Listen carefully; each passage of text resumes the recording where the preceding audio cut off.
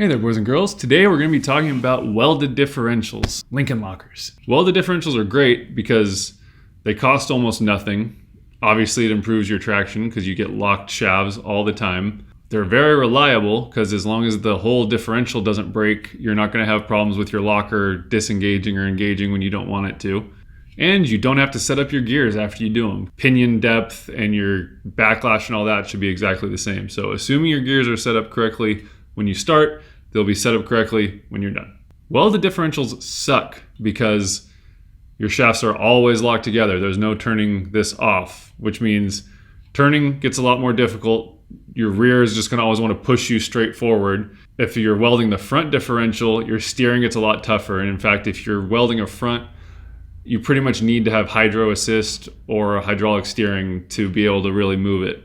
It's obviously really difficult on the rest of your axle parts too, because you're always hopping and chirping tires. And they are really bad for traction when you're trying to go down the road and make a turn at any kind of speed.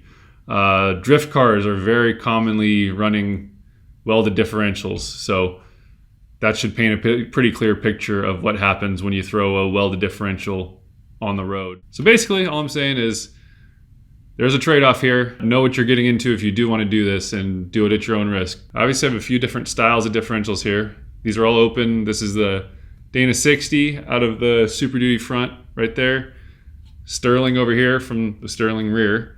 And then this one here looks to be a 14 bolt, but some of you keen-eyed observers might realize that this is not a 14 bolt. This is actually from an Eaton HO72. These came in the back of Chevy pickups from about 1946 until 1972, so they're super old school. This is kind of the common ancestor between the Chevy 14 bolt and the Ford 9-inch. It's basically a 14 bolt carrier inside of a dropout third member like a Ford 9-inch has. I might do a whole video on just these axles later down the line if you guys are interested. They're really pretty interesting axles, so if you guys want to see that, let me know in the comments. I'd definitely be interested in doing it. So as you can see, the spider gear configuration in all these diffs is a little different. I'm sorry, I couldn't resist.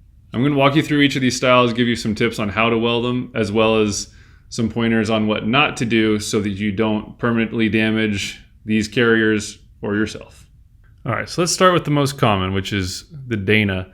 This is obviously, like I said, Dana 60, but all the Dana carriers are basically the same style. So what you have here is the two spider gears, which are over here, and obviously they engage on your side gears here, which are the ones that have your axle splines in them.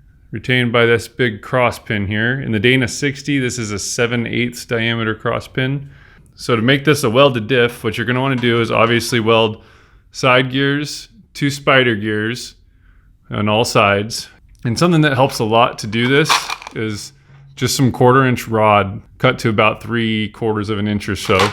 And what you'll do with these is when you go to actually weld this, you'll drop that into these, between these teeth, and do that all the way around. And that just helps so you don't have to fill quite as much in. You're gonna wanna just fill in as many of the gaps as you can between the spider gears and the side gears on this side and the back side here of the carrier. But if you stop there, the only thing that would actually end up linking your ring and pinion here to the output, which is going to be your splines on your side gears, your axle shafts, is this single pin. So like I said, welded diffs are super reliable, but when somebody blows this up, it's almost always because they never welded any of these gears to the actual casing. So if you weld the gears to the casing here, then your torque's coming from your ring gear, and then it's being able to be transferred throughout the entire body of this carrier into your side gear and into your axle shaft. You really don't want to just have it all go through this pin. You're either going to shear the pin or you're going to just snap this carrier in half. It's cast steel. You should be able to just weld this up with regular old MIG wire. You're going to want to weld these side gears to the carrier all the way around here and as much as you can down in here, and the spider gears to the carrier along there. That's really all you should need to do these things for them to be a super reliable welded diff. All right, now moving on, we have the Sterling. Now this is different from the Dana in that this is actually a two-piece carrier, which is held together by these infamous bolts you see around here. You'll remember those from the last video I did about the Sterling. Now if we pop these bolts off, now, whew, there she is. Wow, that's pretty beefy actually. All right, so as you can see, we've got our side gear on top, right there. That's the side gear with the splines in it. That drops into that half there. And then these big old spider gears are on this little 3-pin cross type deal here. That's interesting. That's pretty beefy. These are each 1 inch diameter on these pins. So this is quite a bit stronger configuration than the Dana. And obviously these are your individual spider gears. And then you've got your other side gear down on the bottom here. And there's your other side gear. All right, so with a carrier like this, the gears are gonna wanna mesh themselves pretty much right where they wanna be. You're not gonna have too much of an issue with these gears trying to wander off. They're pretty well captive. So what you'll wanna do, come around and tack a few places to make sure you get all of your spider gears tacked on to your side gears here. So you'll have to tack down in there all the way around, as well as on this one here. Once you've tacked all that in place, what you're gonna wanna do is take your carrier half and drop it back on there. Make sure this half actually drops on. So once you've checked the fitment and made sure that the two halves of the carrier still fit together correctly, you can actually pop this whole deal out and you have plenty of access to go through and weld up any little surface you can find where they kind of meet up. Like I said, dropping those pins in between all these gear teeth is going to save you a lot of time. So once you've got your whole orb welded down here, make sure that you've got nothing sticking out too bad. Make sure that all these bearing surfaces are still clean. They're not going to be used as bearing surfaces anymore because nothing's going to spin. But if you've got any little dingle balls on there, then it's going to obviously be a problem trying to assemble them. All right, so with that back together, we'll reassemble this. I recommend replacing these bolts.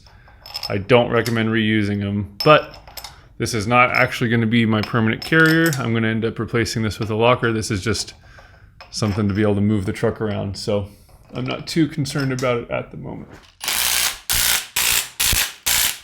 After looking at the size of those pins and the way that 3-pin cross setup is in this thing, you're not going to need to go any further for this thing to be strong enough to last. I don't think you're going to have the same pin shearing problem like you do in the Dana. Not to mention this is much better supported through here. It is on a seam, but you don't have those big voids, those big windows on either side of the pin where the pin can crack and break through and blow the differential up.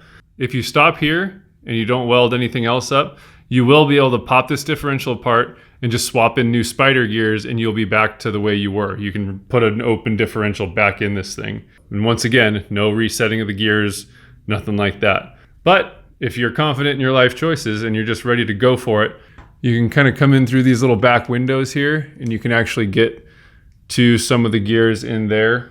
You can also weld up in here and you will know that this thing's never going to blow up on you. All right, and lastly, we have the HO72/14 bolt style carrier. Now, like the Sterling, this is a 2-piece carrier, but in this situation, the ring gear bolts actually hold the two halves together. So let's pop those off.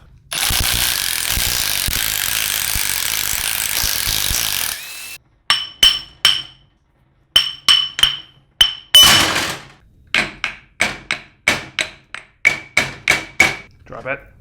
There we go. This is similar to the Sterling in that it's a 2-piece carrier and you've got a cross holding all these spider gears together. But this is actually 4 pins that are 3/4 in diameter versus the 3 1-inch pins of the Sterling and the 1 2-branch, I guess you could call it if you're trying to be nice, 7/8 pin of the Dana. So anyway, this is pretty much the same process as the Sterling, but this time I'm going to walk you through it and I'm actually going to weld this thing up. First step, clean. So if you guys are using brake clean or carb cleaner to clean parts up before you weld them, Make sure that you check that your cleaner does not contain a chemical called tetrachloroethylene. When that stuff is exposed to argon gas and the heat from welding, it creates something called phosgene gas. This stuff is nasty. It will make your lungs super irritated. It can actually cause burning in your sinuses, your lungs, your throat. And if you inhale enough of it, it can kill you. So this stuff is serious. On a happier note, just want to take a quick second to say that if you're a subscriber to this channel, I really appreciate it. Thank you guys so much. That really helps push the channel forward, kind of keep it moving, keep it rolling, and it basically helps a lot with the YouTube metrics to bring more people to the channel, more eyes to the channel. And if you're not a subscriber, go ahead and do it. I don't throw a ton of videos out there. I'm around one a month, so I'm not going to bug you. Just keeps you updated on what we're doing over here. So again, thank you guys so much. Really appreciate it. And back to the regular scheduled video.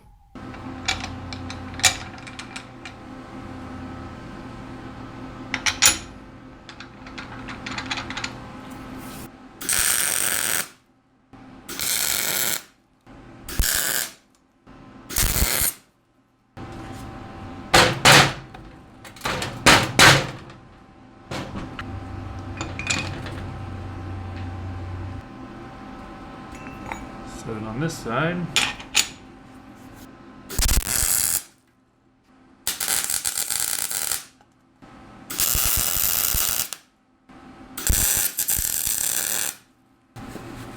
Wipe these surfaces down, make sure they're all clean. There's nothing sitting in there, so that we can verify that the two halves actually seat together.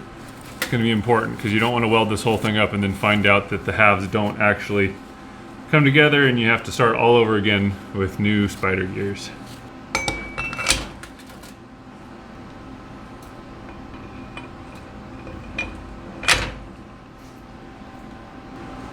And that looks pretty good.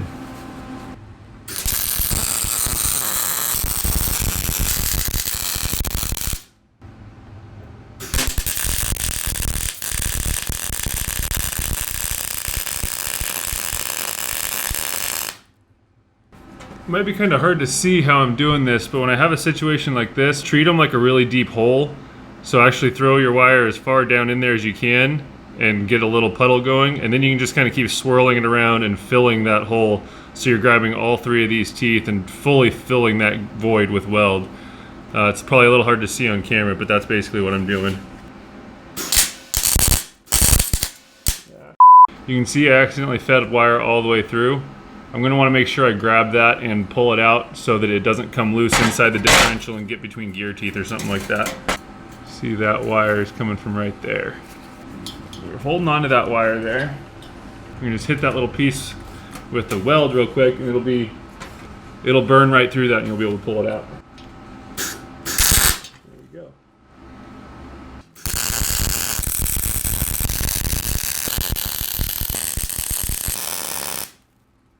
If you didn't clean them great, like I didn't, you're going to see if every now and then some porosity pop up, but don't worry about it. You're going to throw so much weld in this thing, it's not going to really matter.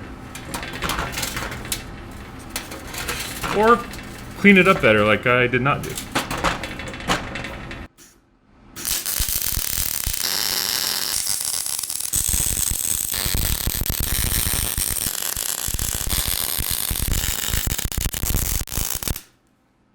These here that I'm doing up on these edges, just to hit these teeth, kind of the zigzag through there. These are probably the ones you're gonna have to spend some time sanding down afterwards, or you can turn your machine down and get a little bit penetration and a little less fill that way.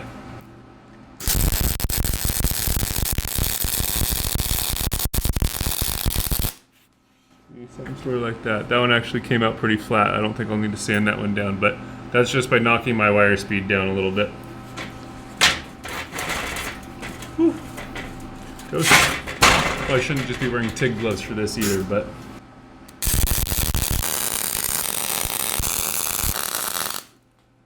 one other thing I forgot to do that I advise you guys to do is to take some of that anti-spatter spray and hit these pins and these bearing surfaces.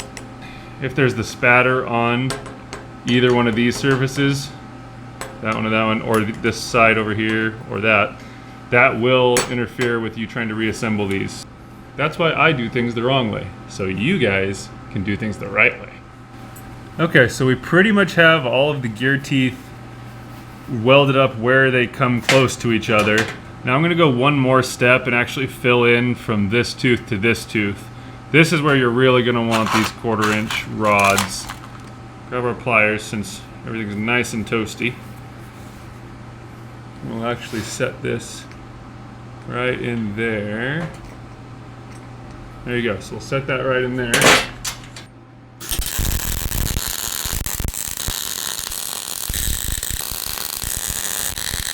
Ugly, but it works.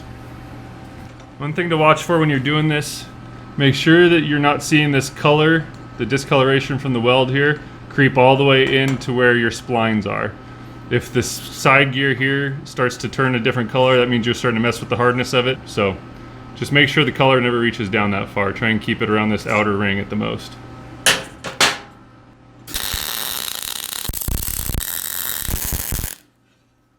Alright, that looks pretty well welded to me. There's no big obvious gaps where the teeth aren't hitting and welded together. There's no little deep corners or anything. So we'll let it cool, then sand all that stuff off, and then we'll reassemble it and it'll be done. Before I go at this thing with the sander and the abrasive stuff, I'm gonna knock off as many of these little balls as I can. So I've just got chisel that's somewhat sharp here. Some of these should just kind of drop right off like that. And we'll get the bigger ones that way, and then whatever's left after that we'll sand off. Try and get any that look like they're going to be loose inside here as well. It can come back to bite you if those break loose and fall between your ring and pinion.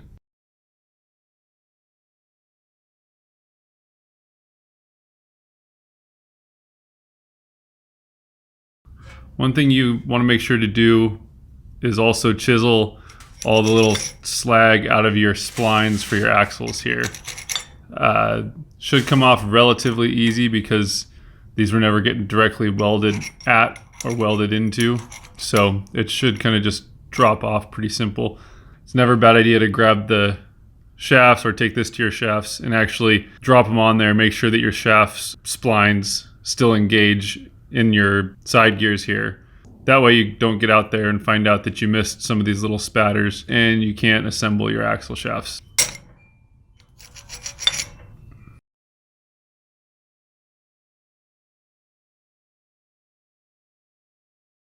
Alright, I'm going to come in and just hit all these little spatters that stuck.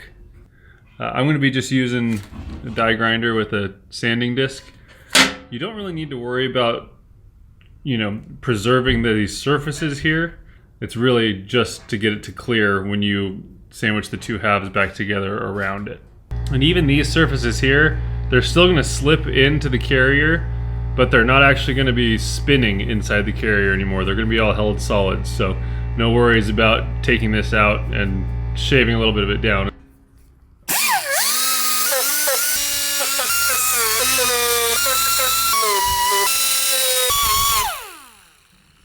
Alright, now with all those smooth surfaces, the bearing surfaces taken care of, last thing we need to do is just kind of clearance this thing. And that'll be wherever you see some weld that really kind of built up.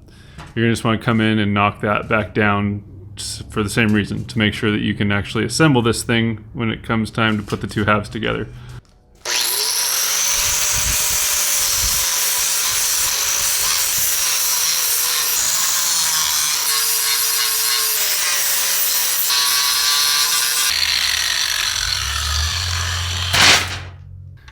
Alright, with that done, we're ready to check the fit in the carrier. So as you can see on this carrier, there's actually a little spot there that they've punched in a couple of lines. That corresponds to right there. So there's a V, well, it makes an X when it's assembled, but look for stuff like that on your carrier just to make sure that you're assembling it in the way that you took it apart, so that everything kind of keeps the same alignment that it had before. Drops together nicely. We're ready to tighten it down and run it.